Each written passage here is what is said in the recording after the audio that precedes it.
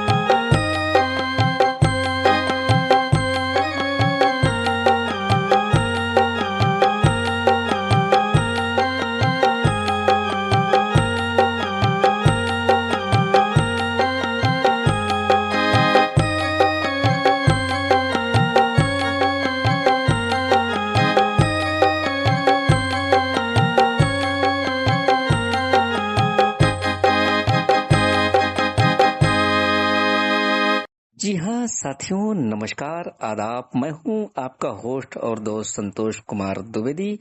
कार्यक्रम लेकर के आ गया हूँ आज के मेहमान। तो जी हाँ, आज के मेहमान में हमारे साथ प्रकांड विद्वान, बहुत ही अच्छे प्रवक्ता श्रीमान प्रमोद कुमार द्विवेदी स्टूडियो में हैं।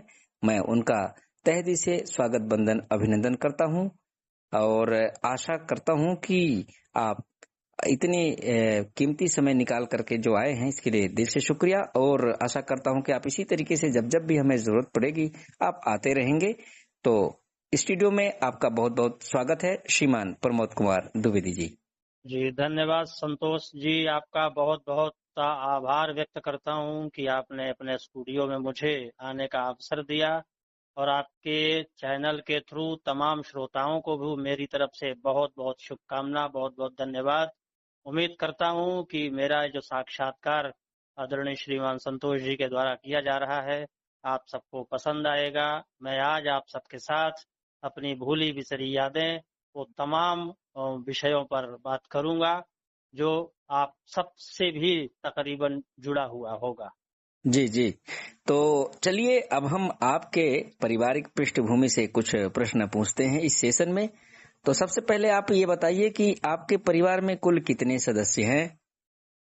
जी, मेरे पिता श्री कृष्ण कुमार द्विवेदी जी हैं, मेरी माता श्रीमती वेदवती द्विवेदी जी हैं जी और मैं 3 भाई 2 बहन।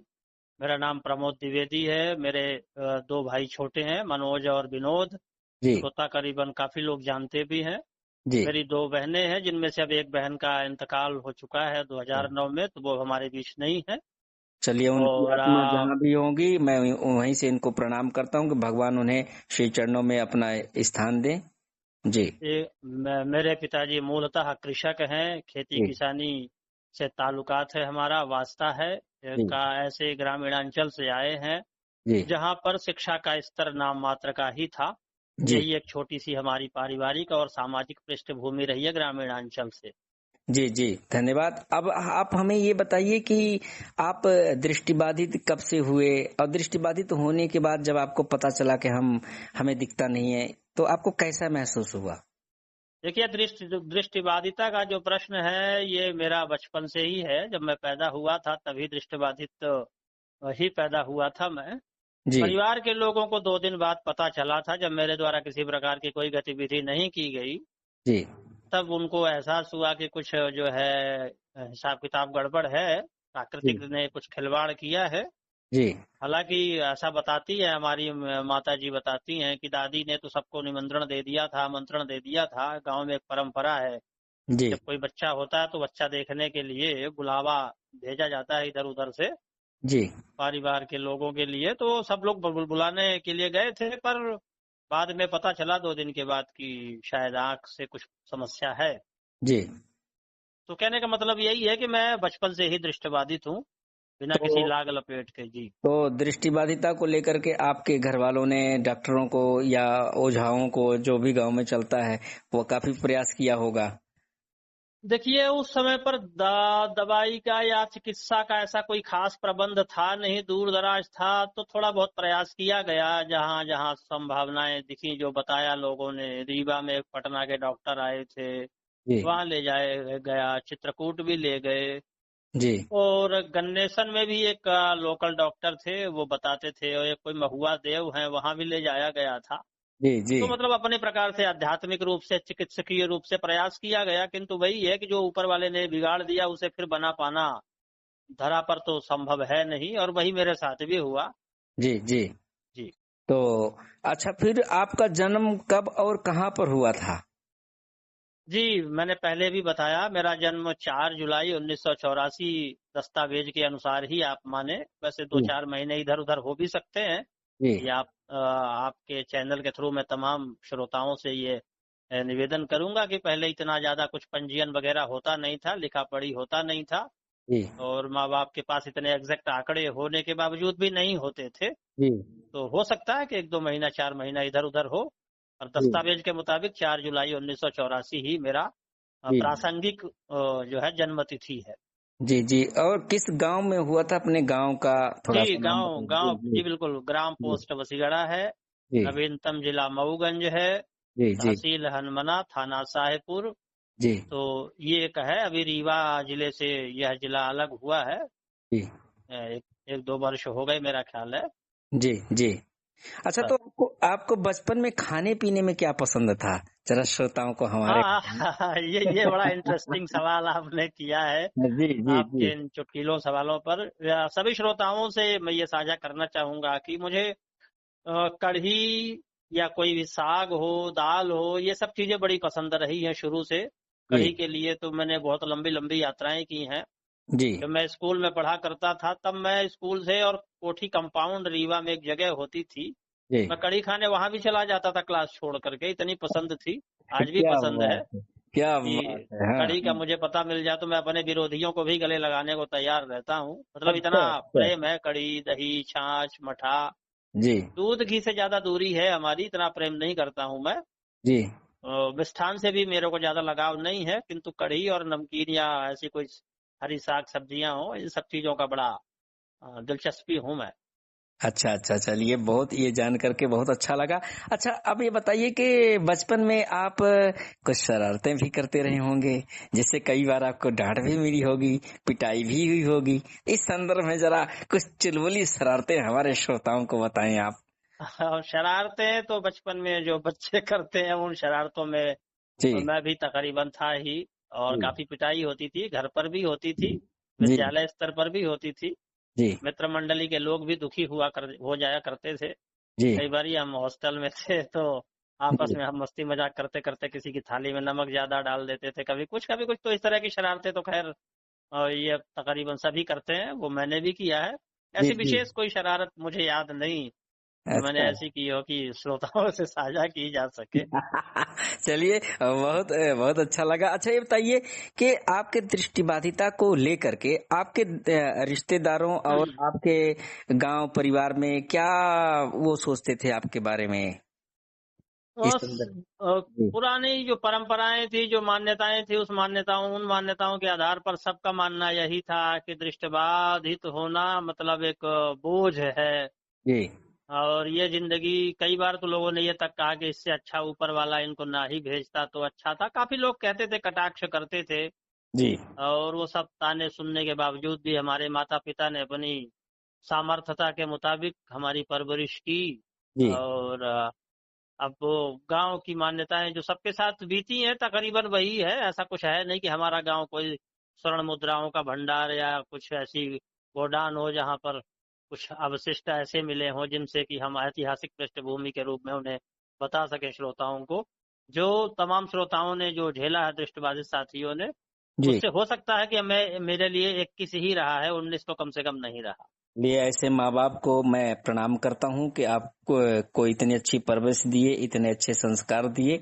तो अब आप हमें ये बताइए कि आप का जो व्यवहार भाई बहनों के साथ, माँ बापों माता पिता के साथ में कैसा रहा और आपका सबसे ज्यादा लगाव किससे था? देखिए अब यूं ये तो आपने इस तरह से इतना कठिन प्रश्न पूछा है कि जी जिसमें जी फर्क जी कर पाना या जिसका जवाब देना जी मौलिक रूप से सही तो नहीं है। जी जी जी किंतु मैं ये मानता हूँ, ये मेरी अपनी अलग मान्यता है, जी कन्वेंशन है, मेरी सोच है जी कि दृष्टिबाधित होने के बाद आपके साथ लोग कितना भी अच्छा व्यवहार कर लें, जी पर कहीं न कहीं वो उपेक्षा का भाव आपको एहसास करा ही देते हैं। जी और वो मेरे साथ भी हुआ। व्यक्तिगत रूप से मेरा ऐसा कोई लगाव जो था वो मेरे से बड़ी बहन थी, जी सुनीता। आज नहीं है वो इस दुनिया में। जी जी तो उनसे मेरा विशेष स्नेह था। जी हालाँकि उनका स्नेह सभी भाइयों के प्रति था। जी जी बहनों के साथ हमारा तकरीबन सब कुछ ठीक-ठाक ही था। भाइयों से भी ख़ास ऐसी कोई खटास नहीं थी। जी पर चूँकि अब आपने सवाल ऐसा पूछा है तो किसी एक का नाम लेना है, जी जी और वो जी नाम जी लेना है तो ऐसे व्यक्ति का नाम लें जो पुण्य आत्मा आज हमारे बीच नहीं है, तो मुझे लगता है वो बेहतर होगा। जी जी आपके जी इतने खतरनाक सवाल का यही उचित जवाब होगा। जी जी नहीं, कई बार होता है ना कि बच्चों का किसी से विशेष लगाव हो जाया करता है या उन्हें वो ज्यादा मानते हैं, ज्यादा जी, प्यार जी। करते हैं। एक्चुअली हमारे साथ जी जी कंडीशन ये रही कि देखिए मैं जुलाई 1991 में विद्यालय आ गया था जी जी जी पढ़ने के लिए। 7-8 साल की उम्र तो हमारी ऐसे ही निकल गई थी। खेलते-कूदते तो हमें इतना प्यार प्रसंग ये सब चीज़ें कि कौन मानता है, कौन पीटता है, खाना मिलता ही था, कपड़े धुले ही मिल जाते थे, नहला दिए जाते थे, मार-कूट के बैठा दिए जाते थे। जी तो जी ये सब चीज़ों का उस टाइम पर वक़्त मिला नहीं। जब प्यार और प्रेम और ये सब चीज़ें समझने की बारी आई तो हॉस्टल में आ गए। तो हॉस्टल में फिर मित्र मंडली के लोग मिले, उनसे वार्ता हुई। तो ऐसा कुछ कहना ठीक नहीं होगा कि किसके साथ कम और ज़्यादा रहा। चलिए चलिए, बहुत बढ़िया नपा तुला आपने, बहुत अच्छा उत्तर दिया। अच्छा, अब आपने बात छेड़ दी है खेल की, तो बचपन में आप कौन कौन सा खेल खेलते थे और सबसे पसंदीदा खेल आपका कौन सा था? जी जी, खेल में मैं बचपन में क्रिकेट भी खेलता था, थोड़ा बहुत अपना ये कबड्डी वगैरह भी खेल लेता था, कुश्ती-उश्ती भी, और स्पोर्ट्स की जो फिजिकल एक्टिविटीज़ थी, लॉन्ग जंप, हाई जंप, गोला फेंक वगैरह ये सब करता था। जी शतरंज मेरे दृष्टिकोण में एक अच्छा गेम था। और शतरंज में काफ़ी अच्छा मन करता था खेलने का। जी रात बीत जाती थी पर शतरंज खेलने को छोड़ने का मन नहीं करता था। तो चेस एक अच्छा गेम था। जी जी क्रिकेट और चेस ये दोनों आप कह सकते हैं कि मेरे पसंदीदा खेलों में रहे हैं। जी जी तो बहुत बहुत अच्छा लगा। अच्छा, अब ये बताइए कि कुछ बचपन की ऐसे अनछुए पहलू पहलू जो जिस पर हमारा ध्यान न गया हो और हमारे श्रोताओं को आप बताना चाहते हैं, जिससे दृष्टि बाधित जो हमारे साथीगण हैं उस वो कुछ सीखें, समझें और अपने बचपन को और अच्छे तरीके से सवारे सजाएं। जी, बिल्कुल आपके श्रोताओं को और मैं अपने स्वयं में जो एक अनुभव करता हूँ कि एक दृष्टिबाधित होने के बाद हम रंगीन दुनिया से दूर हो जाते हैं, इसमें कोई अ, ऐसी बात है नहीं, ये कटु सत्य है। जी जी किंतु जो दृष्टिहीनता स्वीकार करने के बाद आगे बढ़ने का मजा है, जी वो जिंदगी में किसी और में है नहीं। जी जी क्योंकि आप अगर अध्यात्म के दृष्टिकोण से भी देखते हैं तब भी आपको नेत्र बंद करने ही पड़ते हैं। जी जी अच्छा है कि ईश्वर ने आपको दृष्टिहीन करके भेजा तो आपकी एकाग्रता जो है वो जो है भंग नहीं होती है। जी और आप किसी भी काम को यदि अच्छे दिल से और दृढ़ इच्छा शक्ति के साथ करते हैं तो मुझे लगता है कि आंखों वालों की अपेक्षाकृत दृष्टिबाधित साथियों की या दृष्टिबाधित लोगों की स्मरण शक्ति भी तगड़ी होती है। जी और किसी भी चीज को वो एक बार याद कर लेते हैं तो हजार ठोकरें लगने के बाद भी वो उनसे डिलीट नहीं होती हैं। तो मैं ये मानता हूं कि दृष्टिहीनता को आप अभिशाप नहीं वरदान समझते हुए जी यह सुनिश्चित करें और लोगों को विवश कर दें जी कि हाँ हम दृष्टिहीन तो हैं, इसमें कोई शक नहीं है, पर ये भी मेरे लिए अच्छा है कि वो गंदगी नहीं देख रहे हैं जिस गंदगी को हम कभी गले लगाते हैं, कभी थू थू करते हैं। जी जी तो मुझे लगता है कि और उसके साथ साथ एक और बात बोलना चाहूंगा आपके श्रोताओं को, जी आपके चैनल के थ्रू, जी कि जब आपको ठोकरें लगे तो आप घबराएं नहीं। ठोकरों से आदमी मजबूत होता है, आप मजबूत होएं और छड़ी लेने से कभी ना शर्माएं। मैं आज भी ड्यूटी जाता हूं तो मैं बेंत लेकर के जाता हूं, जी और बेंत अपना स्टाफ रूम में रखने के बाद फोल्डिंग स्टिक निकालता हूं, तब क्लासरूम तक जाता हूँ। जी जी तो मैं कहता हूँ कि जब मैं रीवा में था तो एक डॉक्टर थे, डॉक्टर M.K. राठौर। जी तो मेडिकल चेकअप हो रहा था, हमें शायद जयपुर जाना था जी क्रिकेट खेलने के लिए। तो उस टाइम उन्होंने बोला था, stick is the eye of the blind. जी जी तो ये आपकी आंख है, अपनी आंख को आप अपने साथ रखें। जी हम देखते हैं कई बार आजकल के हमारे दृष्टिबाधित साथी किसी सामान्य व्यक्ति का हाथ पकड़ने के बाद छड़ी लेना भूल जाते हैं। जी मैं समझता हूँ कि ये सबसे बड़ा आप अपराध कर रहे हैं, जी क्योंकि आप जो हैं वो आप आज नहीं तो कल आपका भेद तो खुलना ही है। तो मैं चाहता बिल्कुल हूँ कि सामने वाले को आप बताएं, जी आप उसके आकर्षण का केंद्र बने, वो आपको आकर्षित करने का प्रयास या भ्रमित करने का प्रयास न कर पाए, उससे पहले आप उसके दिल में छा जाएं।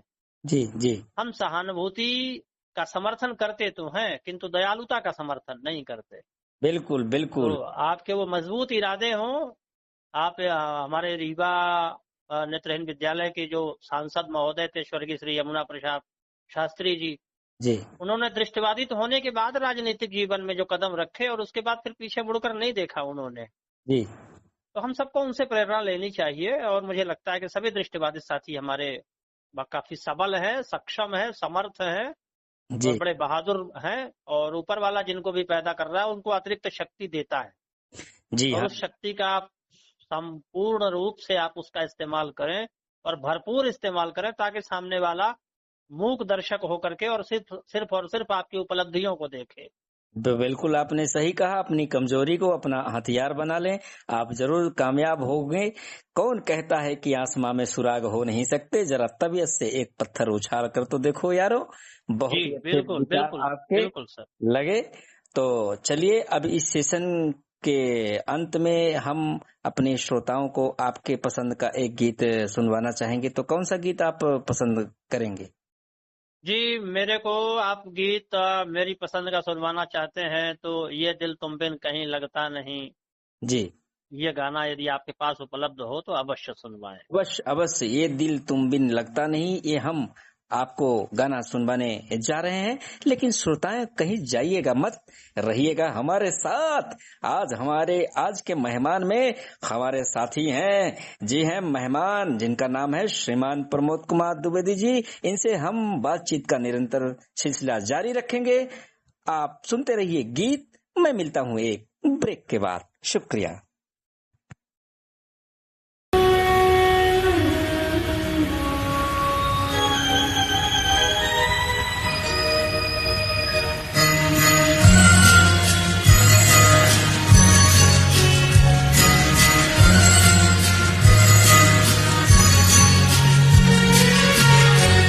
ये दिल तुम बिन कहीं लगता नहीं, हम क्या करें।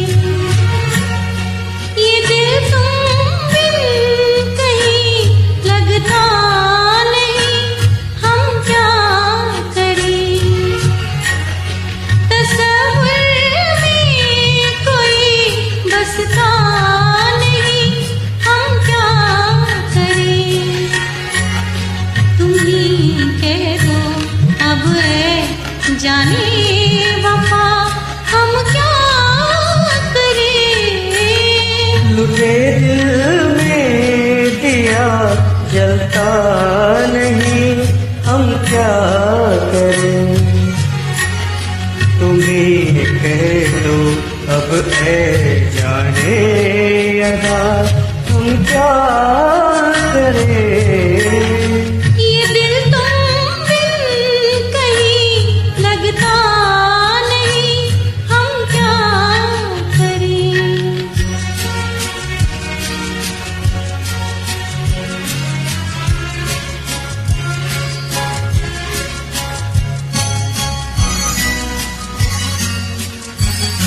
किसी के दिल में बस के दिल को तड़पाना नहीं अच्छा। किसी के दिल में बस के दिल को तड़पाना नहीं अच्छा।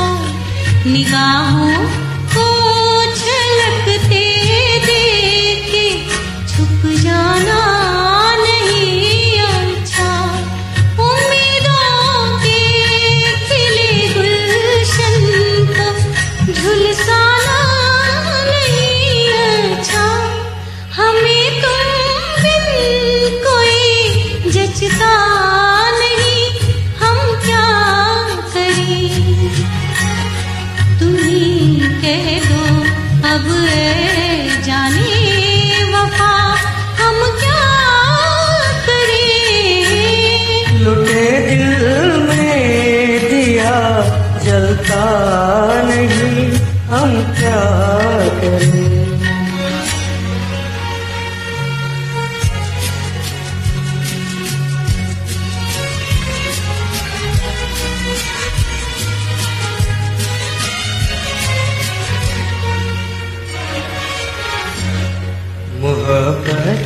कर तो ले लेकिन मोहब्बत आस आए भी, मोहब्बत कर तो ले लेकिन मोहब्बत आस आए भी।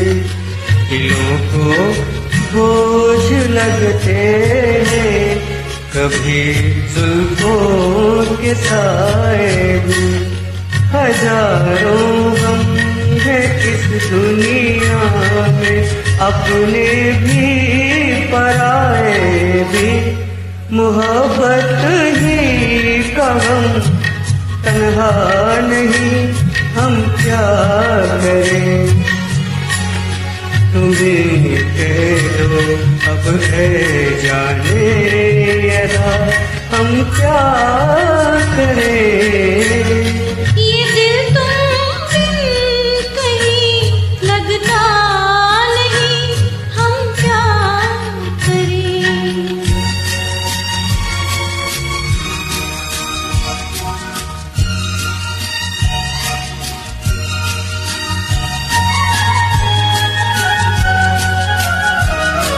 बुझा दो आग दिल की, या इसे खुल कर हवा दे दो। बुझा दो आग दिल की, या इसे खुल कर हवा दे दो। जो उसका मोल दे पाए उसे अपनी वफा दे दो। तुम्हारे दिल में क्या है बस हमें इतना बता दे दो, कि अब तन्हा सफर कटता नहीं, हम क्या करें। मुझे दिल में दिया जलता नहीं, हम क्या करें। ये दिल तुम बिन कहीं लगता नहीं, हम क्या करें।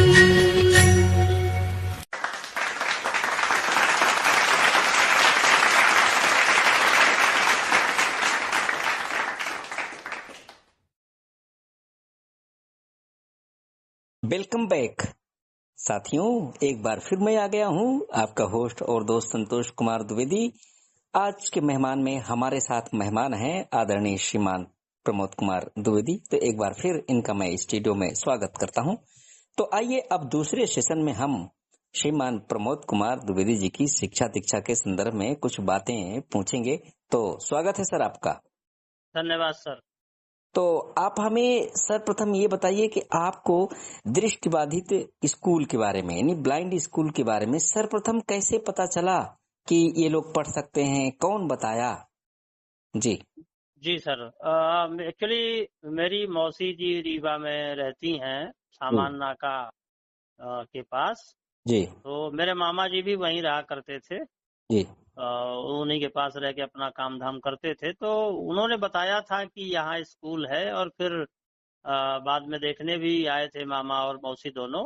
जी और इसके बाद मामा जी ने ही फोर्स करा, और फिर मेरे पिताजी और मामा दोनों आए थे मेरा एडमिशन करवाने के लिए। जी वैसे इधर उधर से चर्चा तो होती थी कि रीवा में ऐसा स्कूल है ऐसा स्कूल है, पर एग्जैक्ट लोकेशन किसी को पता थी नहीं। जी फिर मामा जी वगैरह ने इसका जांच पड़ताल की, और उन लोगों ने ही मेरा दाखिला करवाया। चलिए, बहुत बढ़िया लगा कि आपका। अच्छा, तो आपने जैसा कि बताया था पिछले में कि 1991 में आपका दाखिला हुआ था, तो कौन से स्कूल में हुआ था और आपको स्कूल का पहला दिन कैसा लगा?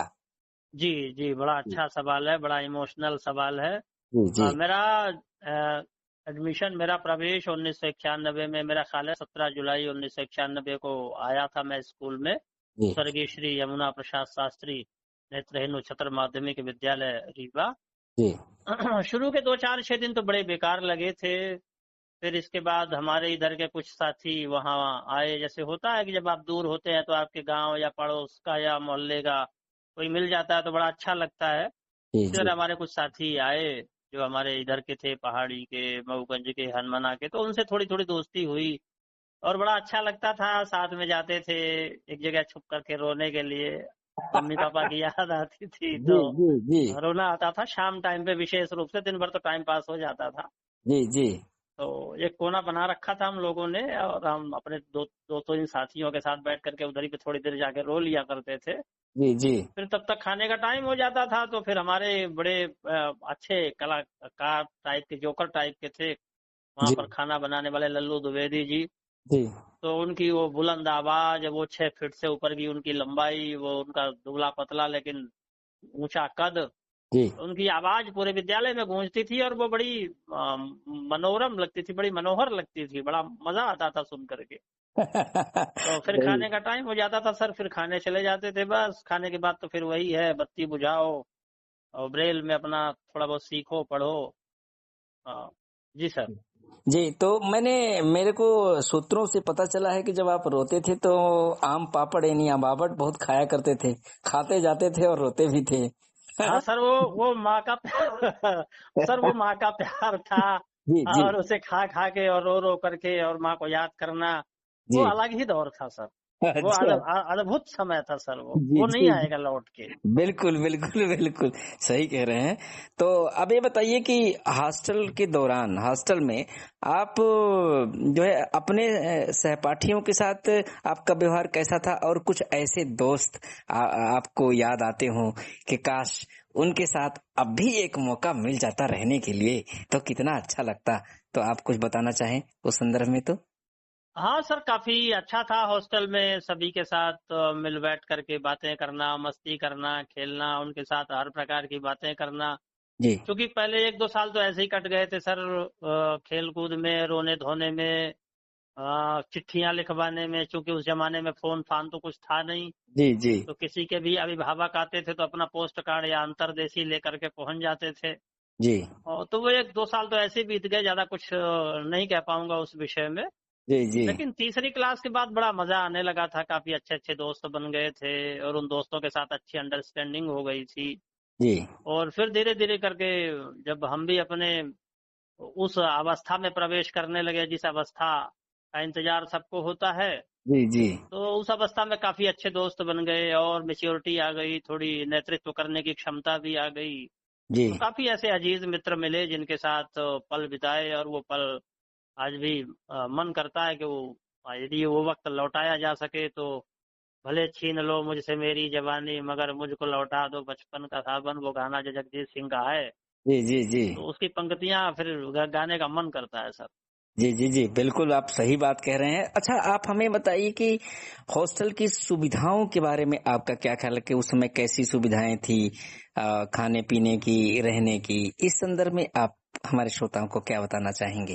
मैं सभी श्रोताओं से ये निवेदन करूंगा कि देखिए, आज की डेट में जो सुविधाएं हैं, आप ये अनुमान लगा सकते हैं कि जब आज आपको इतनी सुविधाएं मिल रही हैं, जी आप इसका 30% मान लें कि उस समय पर रही होंगी। बड़े मुश्किल से कुछ भी उपलब्ध हो पाता था। जी उस जमाने में चूंकि फोन फान भी नहीं होते थे, किताबें बड़े मुश्किल से उपलब्ध हो पाती थी, ब्रेल स्लेट, कलम, पेपर्स, हर चीज की तंगी थी।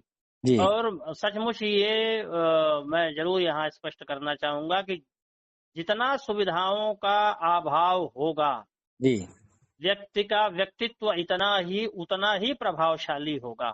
बिल्कुल आप बिल्कुल सुविधाओं में कई बार आप इतना लिपट जाते हैं कि वही सुविधाएं आपके मृत्यु का कारण और आपके पतन का कारण बन जाती हैं।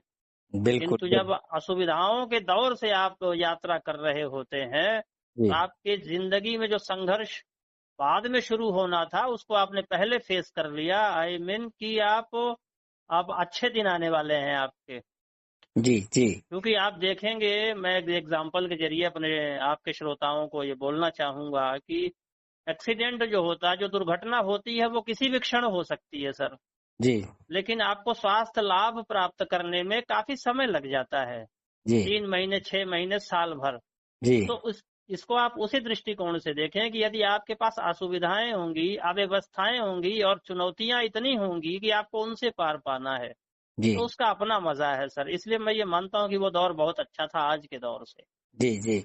बहुत बहुत बढ़िया से आपने इसको स्पष्ट किया। आशा है कि साथीगण सुविधाओं का दुरुपयोग नहीं करेंगे, इसका सदुपयोग करते हुए जिंदगी में आगे बढ़ेंगे। बहुत ही अच्छे विचार आपके। अच्छा, अब आप हमें ये बताइए कि जैसे आप हॉस्टल में रहते थे, तो कुछ ऐसी शरारतें आपको याद आती होगी जो अपने साथियों के साथ आप करते होंगे, जो कभी याद आता होगा कि काश वो दिन फिर आए और फिर वही चीज हमें मिले। बहुत जी, मजा आता जी, था सर। एक्चुअली क्या था कि छोटे छोटे थे उस टाइम पर, तो जी, टेलर फ्रेम में जो टाइप होते थे वो खो जाते थे। जी, और हमारे एक गुरु जी थे, अंबिका प्रसाद मिश्रा जी, जी। तो वो हाथ की बटन खोल करके शर्ट की और बहुत तगड़ी मार मारते थे, तो उनकी डर से जी, चोरी करना पड़ता था सर। जी, जी, तो आस पड़ोस के साथियों से चोरी कर लेते थे, और फिर जब उनकी बारी आती थी तो उनको वो टाइप वापस कर देते थे सर। तो जी, इस तरह जी। की कुछ हरकतें थी जो बड़ा मजा आता था। हाँ, लोगों से जो है मांगने से छीनने में, खाने में जो प्रेम होता है, जो आनंद होता है, वो बहुत ही अच्छा लगता है। जी जी बिल्कुल तो सर, बहुत मजा ये आता था। बचपन की नोक झोंक होती है जो इंसान को अक्सर याद आती है। तो बहुत अच्छा लगा। अच्छा, अब आप बताइए, आपका जो, हालांकि ये क्वेश्चन बड़ा पेचीदा है, लेकिन आप ये बताइए कि वहां पर जो ब्लाइंड स्कूल रीवा में आप जब पढ़ते थे, तो आपके मनपसंद शिक्षक कौन से थे और क्यों? जी जी बिल्कुल। देखिए, इसको हम अलग अलग तरीके से देख सकते हैं, जी, जी, क्योंकि ऐसा कोई शिक्षक था नहीं जो पसंदीदा रहा हो, जी, किंतु अपने अपने टाइम पर सब ठीक थे। जी, विशेष रूप से अगर मैं कहूँ तो एक स्वर्गीय श्री सुंदरलाल दाहिया जी थे। जी, he was a great teacher and great human nature, and जी, always he love to childrens. जी, तो वो एक अच्छे व्यक्तित्व थे। जी, बाकी एक ददोली प्रसाद मिश्रा जी हैं, आज भी हैं वो। जी, तो he is also good man, loving person. जी, तो एक उनका नेचर अच्छा है। एक सोमदत्त मिश्रा जी भी थे उस जमाने में, जी, तो he is also good character, जी, और नाइस मैन थे वो भी जी। जी। तो अच्छा, अब आप बताइए कि आपको सब्जेक्ट कौन सा सबसे ज्यादा पसंद था और क्यों? ये आपने बड़ा कठिन सवाल पूछा है। जी, आपके जी, जी। श्रोताओं को ये बड़ा स्पष्ट कर दूं कि पढ़ाई लिखाई के मसले में मैं बहुत पीछे था। जी, जी, पढ़ाई लिखाई में मेरी कोई रुचि नहीं थी। जी, मैंने जो कुछ भी किया है वो जबरदस्ती किया है अपने मन से। जी, मुझे पढ़ने लिखने का कोई शौक नहीं था, ना तो हिस्ट्री, ना इंग्लिश, ना पॉल साइंस, ना साहित्य। जी, मतलब इन सब चीजों को अगर मैंने कुछ भी किया है तो वो मान लीजिए कि आप जबरदस्ती किया है। जी, पढ़ने लिखने की बजाय स्पोर्ट्स में और पॉलिटिक्स में, इन सब चीजों में, करंट अफेयर्स में, जनहित में, जी, राष्ट्र हित की बातों में, इन सब चीजों में अपना सरोकार थोड़ा ज्यादा था। जी, छात्र हितों की रक्षा में और सामाजिक ताने बाने को संजो करके रखने में, इन सब चीजों में दिलचस्पी होती थी, जी। ना कि पढ़ाई लिखाई में। चलिए, तो आपने अब तक कहाँ से और कितनी, कहाँ से और कितनी शिक्षा प्राप्त की है, जरा हमारे श्रोताओं को बताएं। जी जी। जी, मैं जुलाई 1991 से लेकर के और 2001 तक 10वीं क्लास तक रीवा नेत्रहीन विद्यालय से मैंने हाई स्कूल पास किया। जी, उसके बाद फिर कुछ विवाद होने के कारण हमें स्कूल से बाहर आना पड़ा। जी, स्टाफ के साथ कुछ मनमुटाव हुआ, और प्रशासनिक कार्यवाही हुई हमारे खिलाफ, राजनीतिक मसले को लेकर के।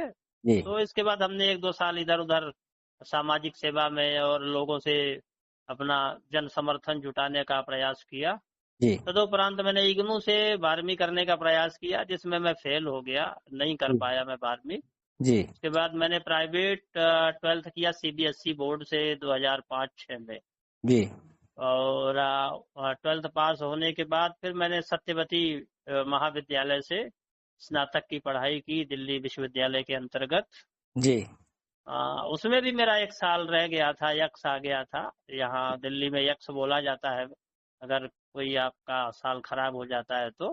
जी, उसके बाद वो कंप्लीट करने के बाद फिर मैंने इंद्रप्रस्थ विश्वविद्यालय से बीएड की डिग्री प्राप्त की, जी, और यही मेरी पढ़ाई का रहा। इस दौरान मैं विभिन्न कॉलेजों में, विभिन्न विश्वविद्यालयों में, वाद विवाद प्रतियोगिताओं में मैं राष्ट्रीय लेवल पर माखनलाल चतुर्वेदी पत्रकारिता भोपाल, चेन्नई, और आपका आईआईटी दिल्ली, इन जी, तमाम जगहों पर मैंने जेएनयू तक में पार्टिसिपेट किया है जी, डिबेट कंपटीशन में, और पर्याप्त सर्टिफिकेट्स और उपलब्धियां और आप सबकी शुभकामनाओं से उस तमाम जो हक मुझे जी वाद विवाद प्रतियोगी के तौर पर मिलने चाहिए, वो आप सबकी शुभकामनाओं से मुझे मिले हैं।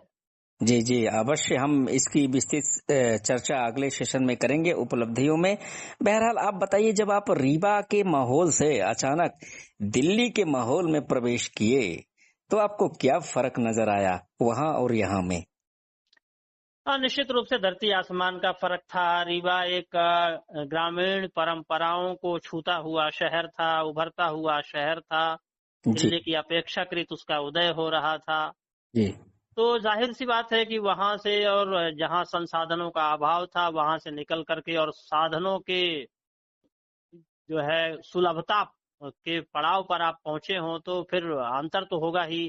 जी यहाँ जब रीवा में थे तो बस में किराया लगने लगा था गाड़ी चढ़ने में, तो सोचते थे कभी दिल्ली जाएंगे तो इतना घूमेंगे कि गाड़ी वाले परेशान हो जाएंगे। और किया भी ऐसा, हम मुद्रिका में सो जाते थे।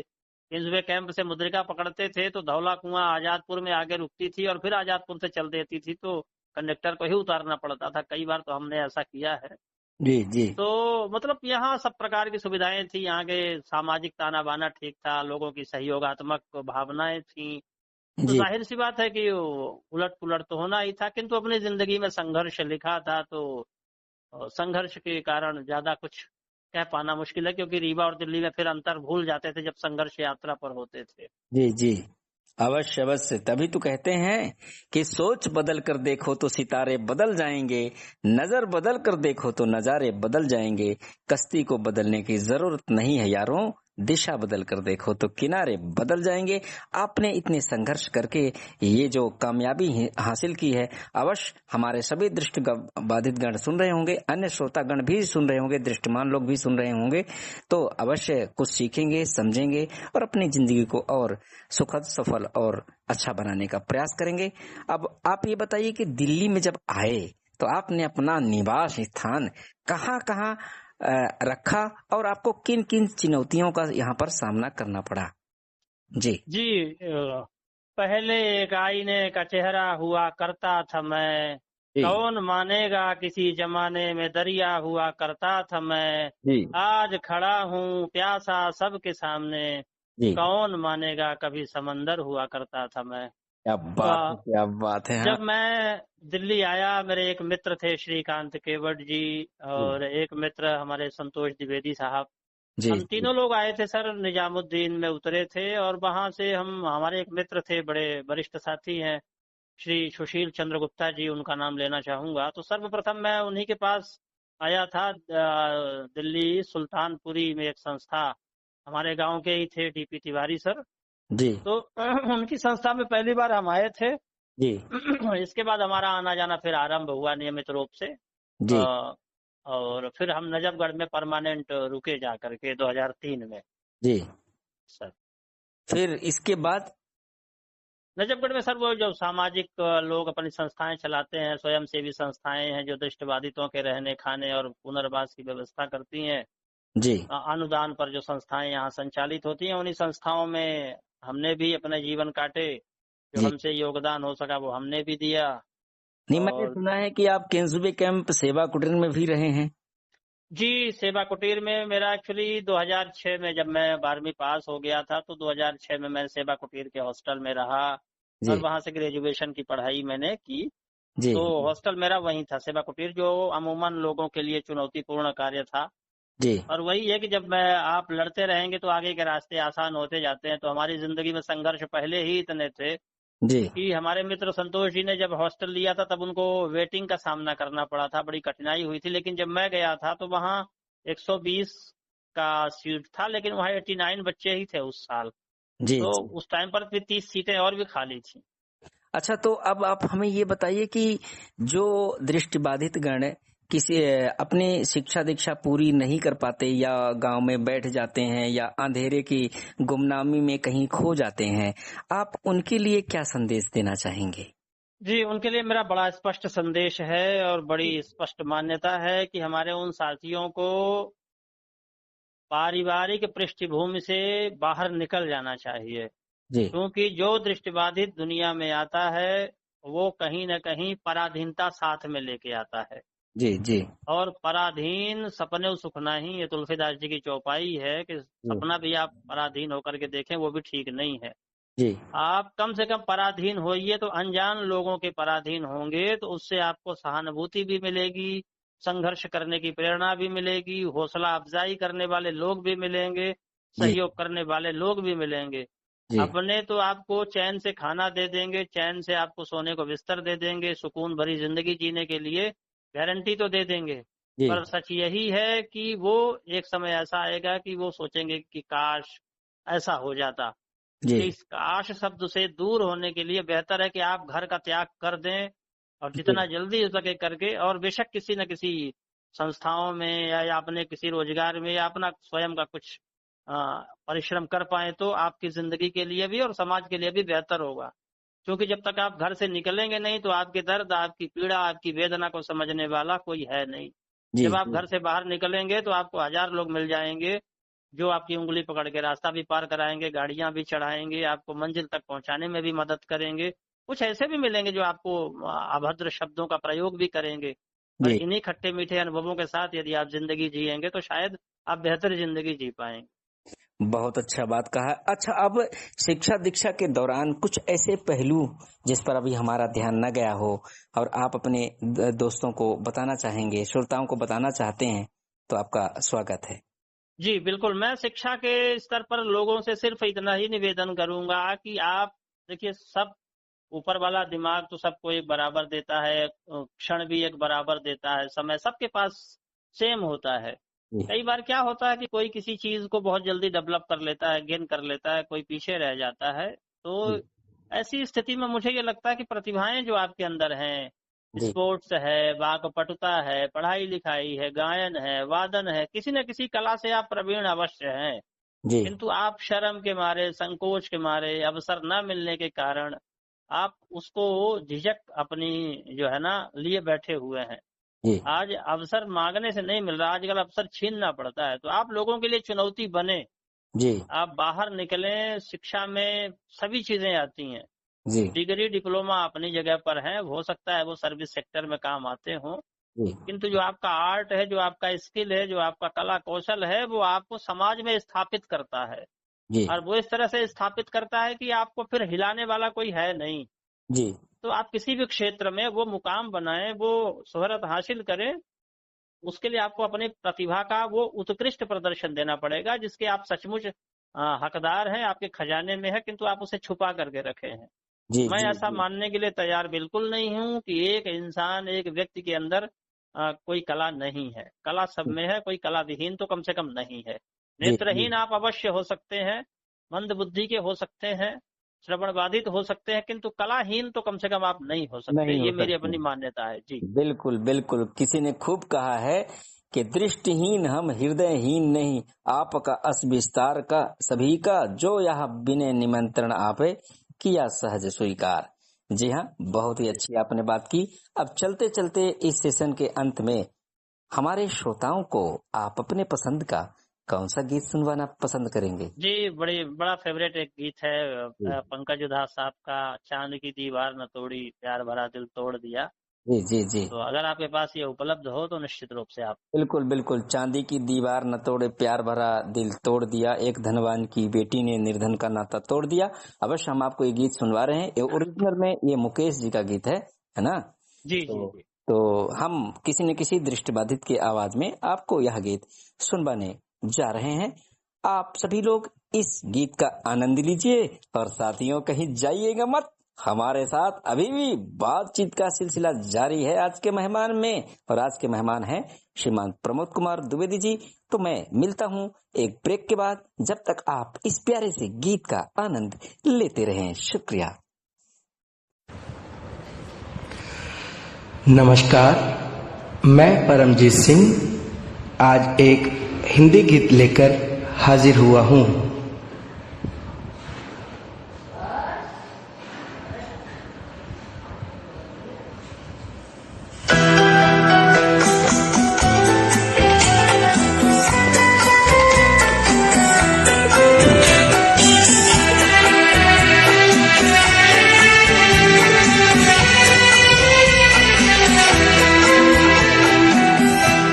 चांदी की दीवार न तोड़ी, प्यार भरा दिल तोड़ दिया। चांदी की दीवार न तोड़ी, प्यार भरा दिल तोड़ दिया। एक धनवान की बेटी ने निर्धन का दामन छोड़ दिया। चांदी की दीवार न तोड़ी, प्यार भरा दिल तोड़ दिया।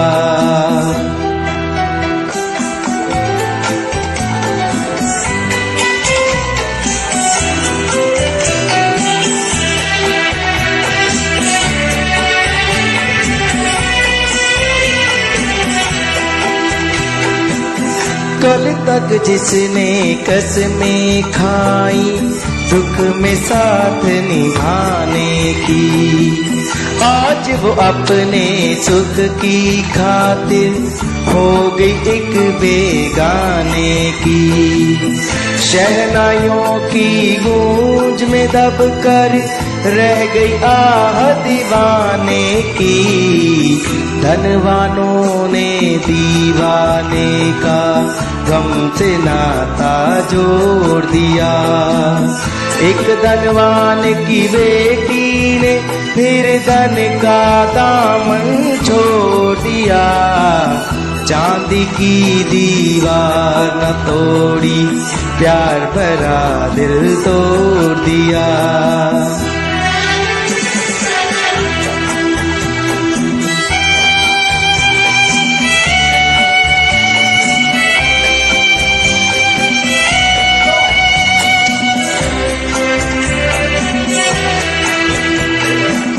वो क्या जाने प्यार को जिनका सब कुछ चांदी सोना है। धनवानों की इस दुनिया में दिल तो एक खिलौना है। सदियों से दिल ढूंढता आया, दिल का बस ये रोना है। जब तक चाहा दिल से खेला, और जब चाहा तोड़ दिया। एक धनवान की बेटी ने निर्धन का दामन छोड़ दिया। चांदी की दीवार न तोड़ी, प्यार भरा दिल तोड़ दिया। चांदी की दीवार न तोड़ी, प्यार भरा दिल तोड़ दिया। नमस्कार दोस्तों, आप सुन रहे थे परमजीत की आवाज में ये प्यारा सा गीत। तो फिर मिलेंगे किसी और गीत के साथ।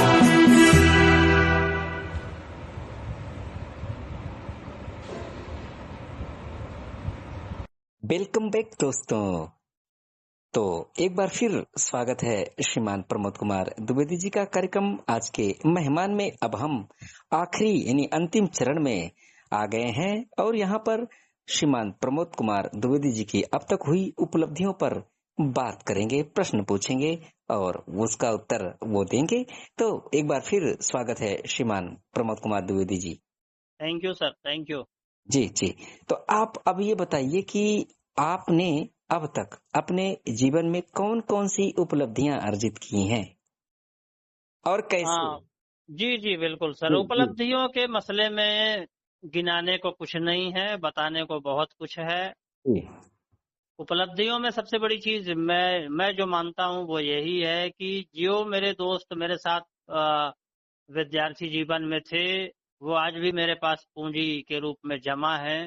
जी, सबसे बड़ी उपलब्धि के तौर पर मैं यही मानता हूँ जी, कि आप किसी भी लेवल पर पहुंच जाएं, किसी भी हद को पार कर जाएं, कहीं भी चले जाएं, जी, किंतु जो सफर में आपके हमसफर थे आप उनको ना भूलें। तो जी, मुझे लगता है कि एक मानवीय दृष्टिकोण से सबसे बड़ी उपलब्धि यही है कि मैं आज भी अपने उन तमाम मित्रों के संपर्क में हूँ जिन्होंने मेरे साथ विद्यार्थी जीवन आरंभ किया था और जिन्होंने हमसे पहले शासकीय सेवा में अपनी सफलता प्राप्त की। उसके बावजूद भी उनके अंदर कोई अहम भाव नहीं आया और उन्होंने मुझे बेरोजगार होने के बावजूद भी गले लगाए जी, रखा तो it's a great achievement for me and first priority I would like to give and share with your audience जी कि जी सबसे बड़ी मेरी उपलब्धि जो है वो यही है। बिल्कुल। जिसके पास अच्छे दोस्त मिल जाएं, भला उसको किस चीज की कमी होती है। आपके पास में बहुत अच्छे अच्छे दोस्त रहे। मैं उन तमाम दोस्तों को हृदय से धन्यवाद देता हूं कि ऐसे ही दोस्त जो है हमें अच्छे मुकाम तक पहुंचाने में हमारा पूरा साथ देते हैं। तो बहुत अच्छा लगा। अब ये बताइए कि जैसे पिछले सेशन में आप अपनी उपलब्धियों की बात कर रहे थे कि हमने बहुत जगह कंपटीशन वगैरह जीते, तो आप बताइए जब आपको पहली बार जब आपको कंपटीशन में प्राइज मिला तो आपको कैसा लगा, और आपने कौन कौन से कंपटीशन में क्या क्या पोजीशन प्राप्त किए, जरा हमारे श्रोताओं को बताएं ताकि श्रोताओं के अंदर भी एक उल्लास हो कि जब वो कर सकते हैं तो हम क्यों नहीं। जी जी बिल्कुल। मुझे इतना ठीक से याद तो नहीं है कि पहली बार कब मुझे पहला प्राइज मिला था, जी पर मेरा जी ख्याल है दूसरी तीसरी में वहां पर एक चेयर रेस कंपटीशन होता था, जी जी कुर्सी दौड़ वाला, वो बजाते थे ढोलक वोलक। जी तो मेरा ख्याल है उसमें मेरा प्राइज आया था। पढ़ाई लिखाई में तो मेरा प्राइज मेरा ख्याल है वही छठी सातवीं में एक बार आया था, आठवीं में। जी उसके बाद पहले या मेरा कभी आया नहीं पढ़ाई लिखाई में, अगर आया भी होगा तो मुझे याद नहीं। जी पर हाँ, स्पोर्ट्स में कुर्सी हो गया, आपका गोला फेंक हो गया, मटकी तोड़ हो गया, रेस हो गया, दौड़ हो गया, हाई जंप, लॉन्ग जंप, जो भी आप मान लें, जी तो उन तमाम प्रतिस्पर्धाओं में एक बार को साझा करना चाहूंगा आपके श्रोताओं से कि एक बार रामकृष्ण आश्रम एक जगह है रीवा में, जी जी तो वहाँ लॉन्ग जंप प्रतियोगिता में मैं और एक श्रवण बाधित व्यक्ति थे, पुष्पराज तिवारी। जी तो हम लोगों का कंपटीशन फाइनल में 8 बार हुआ था सर, जी जी और 8 बार कंपटीशन हुआ था, और 8 बार में भी फैसला नहीं दे पाए थे वो, क्योंकि मैं और वो एक बराबर जंप लगाते थे सर। अच्छा, क्या बात है। तो हाँ, आपके श्रोताओं को बताऊंगा कि लॉन्ग जंप में हमने आखिरी जो छलांग लगाई थी वो 13 फीट 9 इंच की थी सर। कमाल है यार, कमाल है इतना। तो बिल्कुल बिल्कुल, वो रिकॉर्ड की तरह, क्या बात है। वो घटना मेरे दिल को आज भी याद है कि हाँ, उस घटना को नहीं भूला कि 8 बार हुआ था सर ये कंपटीशन, और 8 बार में कोई 1 इंच आगे पीछे नहीं हुआ था सर। क्या बात है, कमाल का तो, संयोग है। जी जी, यहाँ तक तो कि क्रिकेट मैच भी होता है तो जो ओवर मैच में जाता है, जो ओवर में जाता है, तो वो जी भी 2 से 3 बार में फैसला उसका हो जी ही जाता है। बिल्कुल सर। लेकिन आपका 8 बार में नहीं हुआ, तो कमाल की बात है यार। लगता है भगवान ने एक ही सांचे में दोनों को ढाला था। सर क्या बात बिल्कुल है। बिल्कुल सर, ये जी एक जी बड़ा अजीब और बड़ा मतलब स्मरणीय दौर था कि ये चीज नहीं भूलती सर। फिर मजबूरन जो है दोनों को विजेता घोषित किया गया जी होगा। दोनों को ही फर्स्ट प्राइज देना पड़ा। 2 फुटबॉल दिए थे उन्होंने, एक एक मैप दिए थे दोनों को, एक एक फुटबॉल दिया था। अच्छा अच्छा। डबल प्राइज करना पड़ा था उनको। जो सेकंड थर्ड के प्राइज थे वो सेकंड थर्ड वालों को नहीं दिया था, वो मुझे खूब याद है जी जी कि 2 फुटबॉल लाए गए थे और जो है एक मैप आया था।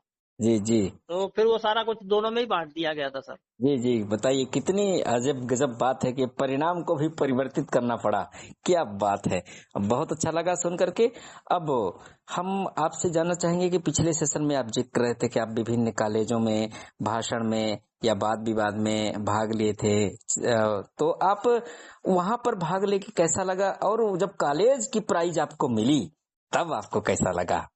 और जी बहुत अच्छा दौर था सर। सत्यवती कॉलेज में था, और सत्यवती कॉलेज में एक ट्रॉफी थी, जसवंत कौर मेमोरियल ट्रॉफी, जी जिसको दिल्ली यूनिवर्सिटी में चल वैजयंती के नाम से भी वो चर्चित थी। जी तो सत्यवती कॉलेज से सर पिछले 6 साल से गायब थी वो। जी और हमारे वरिष्ठ साथी थे, ऋषि आचार्य जी थे और जितेंद्र सिंह, जी तो ये लोग थे, पर ये संभाल नहीं पाए थे उसको। जी तो जब फर्स्ट ईयर में मैं गया तो फर्स्ट ईयर में तो मुझे मौका नहीं दिया गया, बोले अभी ठीक नहीं है। पर सेकेंड ईयर से कंटिन्यूअसली उस ट्रॉफी को हम लेके आए सर, सेंट स्टीफन से उठा के लाए जीत करके। जी और इसके बाद जहां जहां भी गए उस ट्रॉफी के लिए सर हमको 8 से 10 डिबेट करनी पड़ी हर कॉलेजेस में जा करके। जी एक साल में 10 डिबेट कम से कम उस ट्रॉफी के लिए करनी पड़ी, और 10 बार आप सबकी शुभकामनाओं से मैं श्रोताओं को बताना चाहूंगा कि 10 बार हम उसमें विनिंग रहे। जी और प्रिंसिपल ने स्पेशली एक कार्यक्रम करके और हमको सम्मानित किया था, तो बड़ा अच्छा लगा था, एकदम मजा आ गया था सर। जी, क्या बात है, कमाल की बात है, कमाल की आपकी भाषा शैली है। और आपने पूरे दृष्टिबाधितों के साथ, दृष्टिमानों के साथ में भी आपने कंपटीशन करके इतनी ख्याति अर्जित की। सच में काबिले तारीफ, आपके जज्बे को सलाम है। और दिन दुगना रात चौगुना आप ऐसे ही तरक्की प्रगति करते रहें, तो दृष्टिबाधित ही नहीं अपितु पूरी दुनिया में आपका नाम रोशन हो।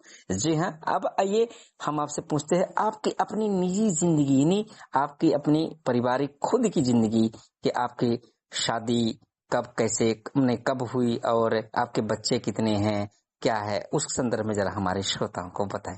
जी बिल्कुल, आपके श्रोताओं को मैं निश्चित रूप से ये बताना चाहूंगा कि मेरी धर्म पत्नी श्रीमती नीतू द्विवेदी जी हैं, वो दृष्टिबाधित महिला हैं जी और वर्किंग है, सैफई मेडिकल कॉलेज इटावा में कार्यरत हैं 2013 से। मेरी शादी जो है वो 14 दिसंबर 2012 को हुई थी।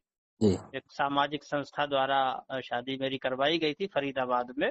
जी और मेरे सुपुत्र हैं प्रणय द्विवेदी, आजकल वो छात्रावासीय जीवन जी रहे हैं। उनका जी हमने दाखिला ज्ञान स्थली पब्लिक स्कूल करवा खेड़ा और अय्या उत्तर प्रदेश में करवा दिया है। जी वो भी अपनी मम्मी से अलग रह रहे हैं, हॉस्टल में है। जी वो सब सकुशल हैं, ठीक ठाक है, अच्छे हैं, रिष्ट पुष्ट हैं, कोई जी दिक्कत नहीं है, 6 स्टैंडर्ड में है। जी और मैं आप के श्रोताओं को बताऊं कि मैं दिल्ली सरकार के अंतर्गत टीजीटी शिक्षक के तौर पर काम कर रहा हूं। 2023 से 28 अगस्त को मेरी ज्वाइनिंग हुई है। जी और शादी हमने नौकरी से पहले कर ली थी, तब हमारी धर्मपत्नी जी की भी नौकरी नहीं थी। जी हालांकि शादी के 1-2 महीने बाद उनकी नौकरी लग गई थी, जी पर तब संकट के बादल गहराए हुए थे। तो इस विषय पर भी मैं आपके श्रोताओं से कहूंगा कि नौकरी के इंतजार में उम्र ना गुजारिए। जी हाँ, नौकरी के इंतजार में उम्र ना गुजारिए। सरकार आपकी खोज ले न ले, आप अपनी घरवाली जरूर अपने घर उतारिए। घरवाली जरूर बुलाइए। हाँ, बहुत तो बढ़िया, बहुत बढ़िया। जी क्योंकि आप यदि पितृ ऋण मुक्त होना चाहते हैं जी तो आपको फिर एक संतान के पिता के तौर पर इस धरती पर अपना योगदान देना पड़ेगा। देना ही पड़ेगा। बहुत बढ़िया बात आपने कही है। तो अच्छा, अब हमें ये बताइए कि जैसे मान लीजिए कि आपकी शादी वादी सब हो गई, बच्चे भी हो गए, लेकिन जब आपकी पहली बार जब आपकी सरकारी नौकरी दिल्ली गवर्नमेंट में लगी, तो आपको कैसा लगा, और पहला दिन विद्यालय का कैसा लगा? सच बताऊं सर, तो मेरे को 3 महीने तक इस बात का विश्वास नहीं हुआ कि मुझ जैसे अभागे को भी नौकरी मिल गई है। क्या बात है, क्या बात, कमाल की बात कर रहे हैं यार आप। हाँ मुझे मुझे इस बात पर खुद अपने आप पर विश्वास नहीं हुआ कि मेरी नौकरी लग चुकी है, जी क्योंकि जो नौकरी का दौर था उसमें बड़ी कठिनाई थी सर। जी मेरा सिलेक्शन तो हो गया था, मेरे 117 नंबर आए थे, सिलेक्शन हो गया था, लेकिन बाद में उन्होंने कुछ कारण बताते हुए मुझे वेटिंग में रख दिया था जी और सबकी ज्वाइनिंग करवा दी। मेरे को 8-9 महीने हो गए सर, संघर्ष करना पड़ा जी जी। मतलब संघर्ष आपका पीछा कहीं नहीं छोड़ा। क्या सर। बात है। पोस्टें हाँ, खत्म हो गई थी सर, जी जी और लास्ट में ये मना कर दिया गया था कि नहीं, अब आपको नहीं मिल सकती है नौकरी। अब आप जो है साल भर का ये वैलिड होता है जी और साल भर के बाद ये अपने आप ऑटोमेटिक खत्म हो जाएगा, आप दूसरा फ्रेश फॉर्म भरिए फिर आइएगा। जी मैंने बड़ा निवेदन किया, हमारी ओवर एज हो रही है, नहीं हो पाएगा कुछ। जी पर फिर नहीं हुआ तो हम न्यायालय में गए सर, हमने स्वयं अपनी एडवोकेसी करी, जी क्योंकि उस टाइम पैसे भी इतने ज्यादा थे नहीं। पत्नी जी नौकरी तो करती थी, पर अब उससे कोर्ट का फीस दे पाना मुश्किल था। जी तो एक सहयोगी वकील थे, उनसे ड्राफ्ट वगैरह बनवा के और हम कैट के थ्रू स्वयं अपनी पैरवी किए, लड़ाई लड़े, डीएसएसबी को हराए, उनको विवश किए। जी फिर 4 पोस्टें हमारे साथ साथ 4 पोस्टें उनको क्रिएट करनी पड़ी और हम डीओई में आए। जी इसके साक्षी हैं काफी लोग, गए भी थे जी डीओई डिपार्टमेंट, ले भी गया था मैं काफी लोगों को। जी तो उसके बाद सर बड़े मुश्किल से फिर कोर्ट ने जब निर्णय दिया तो डिपार्टमेंट को लेना पड़ा। फिर 4 पोस्टें क्रिएट हुई, जी हर वर्ग के लिए, एक ब्लाइंड के लिए, एक आर्थोपैटिक के लिए, एक एचआई के लिए, जी क्योंकि एक तो कर नहीं सकते थे, वो चारों के लिए करनी थी उनको। जी। तो वही फिर मतलब 2 ब्लाइंडों का भला, मेरे साथ एक ब्लाइंड भाई का और भला हो गया, क्योंकि क्या एचआई की बात पोस्ट है। यहाँ दिल्ली में है सर, वो जी ब्लाइंड को दी जाती है। जी तो फिर एक ब्लाइंड का और भला हो गया मेरे साथ साथ सर। क्या बात है, आपके जरिए और भी कई लोगों की नौका पार हो गई। कहते हैं कि पर्वत का पतला सा झरना हाथ झाड़ता चलता है, राह रोकने वालों को जड़ से उखाड़ता चलता है। तो आपने इस लाइन को पूर्णतः चरितार्थ किया है, तो बहुत अच्छा लगा। अब ये बताइए कि आप अपने जीवन में ऐसे कौन से क्षण आए जिसमें आप सबसे ज्यादा दुखी हुए, और ऐसे कौन से क्षण आए आपकी जिंदगी में जो आप सबसे ज्यादा प्रसन्न हुए, जरा हमारे श्रोताओं हाँ को। जी, बिल्कुल मैं आपके श्रोताओं से साझा करना चाहूंगा। एक्चुअली मेरा ख्याल है ये 2023 में ही था। 2023 या 22 का महीना था कि मेरा और मेरी वाइफ का कुछ कहा सुनी हो गया था, जी और डीओई में हमारा विवाद चल ही रहा था। जी तो मैं घर छोड़ के चला गया था। मैंने कहा था ठीक है, अब मैं घर पे मेरा आना जाना कम होगा। जी अब आप अपना घर संभालिए और अपनी नौकरी संभालिए। जी और कहा सुनी नौकरी को लेकर के एक्चुअली क्या हुआ था कि उनकी सहेलियां उनको इतना तंग करने लगी थी कि तुम तो कहती थी जीजू की नौकरी लग गई है, कहाँ नौकरी लग गई, सबकी ज्वाइनिंग हो गई। तो इस तरह से फ्रस्ट्रेट होकर के उन्होंने कुछ ऐसा बोला था कि कहीं झूठ तो नहीं बोल रहे हो तुम, लोगों को हाँ बरगला तो नहीं रहे हो अपनी छवि चमकाने के लिए। जी तो मैंने उनको 2-4 बार समझाया, फिर बात नहीं बनी। महिलाएं जल्दी नहीं समझती है इस बात को। जी जी तो जब तक उनके सामने प्रमाण न रख दिया जाए, जी हमने उनको समझाया। मैंने कहा नहीं देवी, हम झूठ नहीं बोलते, जी हम अपने साथ न्याय हमेशा लेके चलते हैं।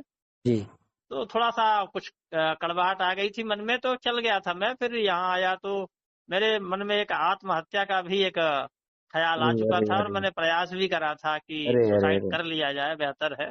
जी जी तो मैं गया था ये दिल्ली का जो मेट्रो स्टेशन है सिविल लाइन वाला, जी जी और वहाँ फिर लोगों ने जो है बहला लिया घुमा फिरा करके और मुझे रोक लिया।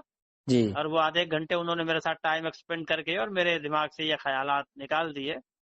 तो आज मैं ये आप सबके सामने हूँ। तो मैं वो दौर मैं था। उन सभी सहयोगों को जो है धन्यवाद देता हूँ कि आप जैसे लोगों को ऐसे पाप कार्य करने से रोका। तो क्योंकि आत्महत्या नहीं करनी चाहिए, किसी को भी नहीं करनी चाहिए, चाहे कितनी भी स्थिति हाँ नहीं, क्यों बिल्कुल न नहीं बदल हो करनी जाए। नहीं चाहिए, लेकिन जी ये बात जी उस टाइम समझ में नहीं आया। उस टाइम भूत सवार हो गया था कि जी अच्छा छोड़ो, कुछ नहीं हो रहा है इधर उधर से, तो क्यों बोझ बनना है, चलो। जी तो वो दौर आया था एक कड़वा। वैसे तो बहुत सारे दौर आए, लेकिन अभी वर्तमान में जो जख्म है वो जी यही था कि जिंदगी कई बारी इतना कठिन इम्तिहान लेती है कि आदमी देने के लिए तैयार नहीं होता। जी और जी शायद वो दौर मेरे साथ भी आया था, बिल्कुल, क्योंकि जिंदगी में होते हैं कई बार उतार चढ़ाव, लेकिन चलिए आपको प्रभु ने बचा लिया क्योंकि आपकी अभी बहुत जरूरत है समाज के। तो अब और प्रसन्न कब हुए सबसे ज्यादा? जी प्रसन्न मैं हुआ था। एक्चुअली 2018 में मैं वैष्णो देवी गया था, और उसके बाद काफी मेरे पेपर क्लियर होने लगे थे, पर ज्वाइनिंग नहीं मिल रही थी। जी फर्स्ट टाइम जब मैं प्रसन्न हुआ था, मैं एसबीआई में, मुझे विश्वास था कि मैंने नौकरी किया है। जी वहाँ अप्रेंटिस की नौकरी मेरी लगी थी 8-10 महीने की। जी तो 15,000 रुपए मुझे मिलते थे, और वो 15,000 की जो सैलरी मुझे प्राप्त हुई थी, जी और उसको ले जाकर के जब मैं माता रानी के चरणों में समर्पित कर दिया, उस दौरान मेरे भावुक क्षण थे, और जी मुझे लगा था कि आज मेरी जिंदगी का असली जो मकसद है वो पूरा हो गया है। जी और उसके बाद फिर डीएसएसबी का रिजल्ट आया था। मतलब पहले हम एसबीआई में 1 साल काम कर चुके थे। जी तो जी वो मेरे जिंदगी का एक ऐसा मतलब पल था जिसे मैं आज भी याद करता हूँ, और चाहता हूँ कि ये पल मेरी जिंदगी में आता रहे। बिल्कुल बिल्कुल बात है। सभी श्रोताओं से निवेदन करता हूं कि आप सभी इन बातों को ध्यान में रखें, और आप स्थिति कोई भी हो, परिस्थिति कोई भी हो, अपनी हिम्मत, अपने विश्वास को आप डगमगाने मत दे, क्योंकि ऊपर वाला आपके लिए क्या तय कर रखा है ये आपको भी नहीं पता है कि राजा कब रंक बन सकता है, रंक कब राजा बन सकता है। ऊपर वाले की तिजोरी में दोनों पहलू हैं। तो आप अपने आप को कर्म करते रहें, और फल की चिंता बिल्कुल मत करें। कर्म इसलिए करें कि आप पता तो करें कि वहां से इलेक्टेड आए हैं या सेलेक्टेड आए हैं। बहुत अच्छी बात आपने कहा है यहाँ पे। अब कुछ ऐसे प्रश्न जो हमारे श्रोताओं को आप, मतलब कुछ ऐसी चीजें जो आप हमारे श्रोताओं को बताना चाह रहे हो, जिस पर अभी हमारा ध्यान ना गया हो, तो आपका स्वागत है। जी जी सर। मैं बिल्कुल, आपका ध्यान तो ऐसा कुछ बचा नहीं है जिस पर आपका ध्यान न जाए। आप तो चहुमुखी हैं, बहुमुखी हैं, जी जी तो ऐसा कुछ छूटा तो नहीं है कि आपका ध्यान ना जाए। किंतु आपके श्रोताओं से मैं ये जरूर अनुरोध करूंगा कि आप सब अपने अधिकारों के लिए लड़ने से पहले, जी क्योंकि मैं अधिकारों के लिए लड़ता था और कर्तव्य नहीं करता था, जी इसलिए आपसे, आपके श्रोताओं से यही निवेदन करूंगा कि अपने अधिकारों को प्राप्त करने के लिए लड़ने से पहले कर्तव्य जरूर करें। जी जी जब आप कर्तव्य करेंगे तो आपके अधिकार सुरक्षित होंगे, उसके लिए आप जागरूक होंगे अपने अधिकारों की रक्षा करने के लिए, जी और तभी आप किसी का प्रतिरोध कर पाएंगे। जी जब तक आप सिर्फ अधिकारों की बात करते रहेंगे तब तक आप कुछ नहीं कर पाएंगे जिंदगी में। जी जी तो इसलिए कर्तव्य परायण बनिए, कर्तव्यनिष्ठ बनिए, जी और ईमानदारी तो खैर लोग कहते हैं, रखता कोई नहीं है, जी तो इसलिए मैं ऐसा झूठा पाठ नहीं पढ़ाऊंगा। जी ईमानदारी उतनी ही रखिए जितना कि सामने वाला ईमानदार हो, जी बशर्ते उसके पैमाइश करने की शक्ति आप में हो। जी जी। जी तो बहुत अच्छा लगा। छोटा मन मत करो, नया आकाश तुम्हें भी दूंगा, नभ को भी छू सको यही विश्वास तुम्हें दूंगा। शायद ईश्वर का यही संदेश सबके लिए है। तो सभी लोग अपना खूब ख्याल रखें। अच्छा, अब जो है सेशन के अंत में हम पहुंच चुके हैं, तो मैं श्रीमान प्रमोद कुमार द्विवेदी जी से निवेदन करूंगा कि अब आप इस मौके पर हमारे श्रोताओं को अपनी पसंद का कौन सा गीत सुनवाना पसंद कर रहे हैं। जी, तेरे शहर का मौसम बड़ा सुहाना लगे। क्या बात है, तेरे शहर का मौसम बड़ा सुहाना लगे। और इस समय आषाढ़ का महीना भी है साथियों। मौसम कभी गर्म हो रहा है, कभी नरम हो रहा है, कभी बरसात हो रही है। क्या बात है, बहुत ही खूबसूरत गीत का चुनाव किया है सर आपने। तो जी हम आपके पसंद का ये गीत श्रोताओं को सुनवा रहे हैं, तुम्हारे शहर का मौसम बड़ा सुहाना लगे। और श्रीमान प्रमोद कुमार द्विवेदी जी अपना समय निकाल करके हमारे स्टूडियो में आए, इसके लिए हृदय से उनका आभार प्रकट करता हूं, और आशा करता हूं कि जब भी उनकी जरूरत पड़ेगी तो इसी तरीके से हमारे स्टूडियो में आते रहेंगे और हमारे दृष्टिबाधितों के लिए सुंदर सुंदर विचार, सुंदर सुंदर भावनाएं व्यक्त करेंगे।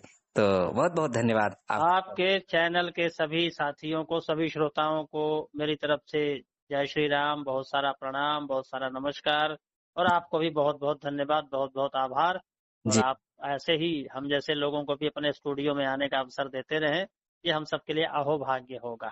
जी जी जी। बहुत बहुत धन्यवाद आपसे। धन्यवाद धन्यवाद। लेकिन श्रोताओं, जाते जाते एक जरूरी बात, यदि यह कार्यक्रम आपको पसंद आ रहा है तो हमारे इस यूट्यूब चैनल को अधिक से अधिक संख्या में लाइक करें, सब्सक्राइब करें और अन्य दोस्तों के पास शेयर अवश्य करें, ताकि हमारे कलाकारों का मनोबल बढ़ सके। और यदि आप भी चाहते हैं कि आपका भी इंटरव्यू यानी साक्षात्कार इस कार्यक्रम में प्रस्तुत किया जाए, तो आप हमसे संपर्क कर सकते हैं संतोष कुमार द्विवेदी के नंबर 9968239659 यानी 9968 पर संपर्क करके अपने इंटरव्यू करवाने की रजामंदी दे सकते हैं। हम विश्वास दिलाते हैं कि इस कार्यक्रम में आपके साक्षात्कार को हम अवश्य प्रस्तुत करेंगे।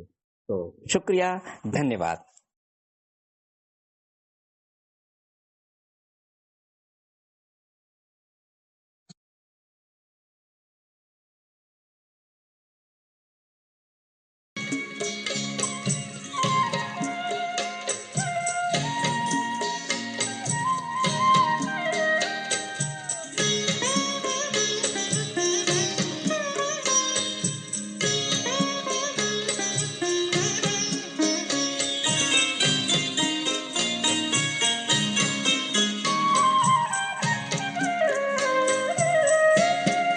तुम्हारे शहर का मौसम बड़ा सुहाना लगे। तुम्हारे शहर का मौसम बड़ा सुहाना लगे। मैं एक शाम चुरा लूं अगर बुरा न लगे। तुम्हारे शहर का मौसम बड़ा सुहाना लगे।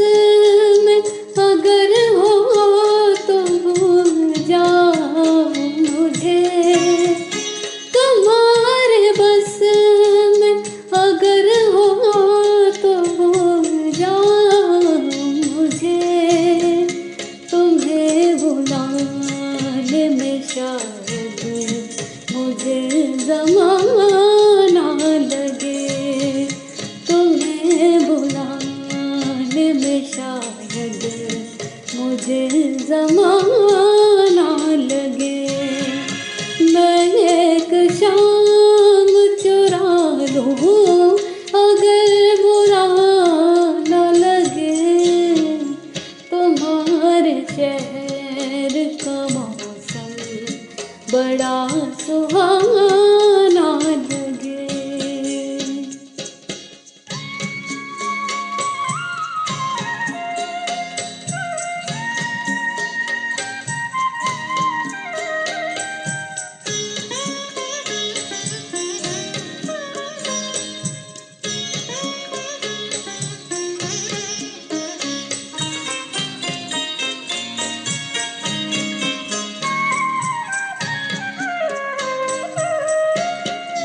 हमारे प्यार से जलने लगी है एक दुनिया, हमारे प्यार से जलने लगी है एक दुनिया। दुआ करो किसी दुश्मन की बददुआ ना लगे, दुआ करो किसी दुश्मन की बददुआ ना लगे। मैं एक शाम चुरा लूं अगर बुरा न लगे। तुम्हारे शहर का मौसम बड़ा सुहाना लगे।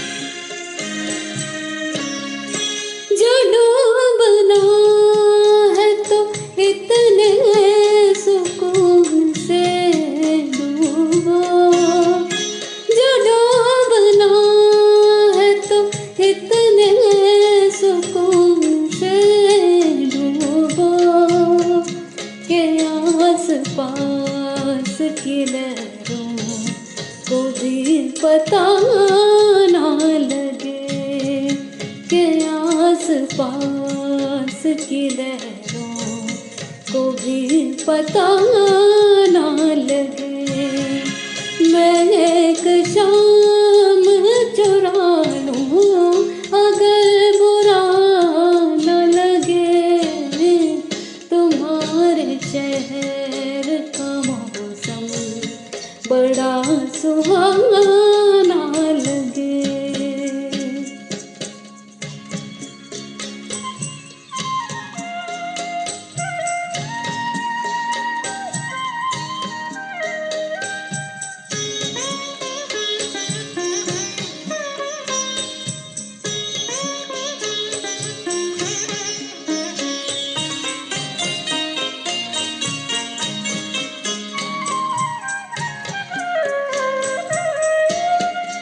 कुछ सदा से मेरे साथ बेवफाई कर, कुछ सदा से मेरे साथ बेवफाई कर, के तेरे बाद मुझे कोई बेवफा ना लगे, कि तेरे बाद मुझे कोई बेवफा ना लगे।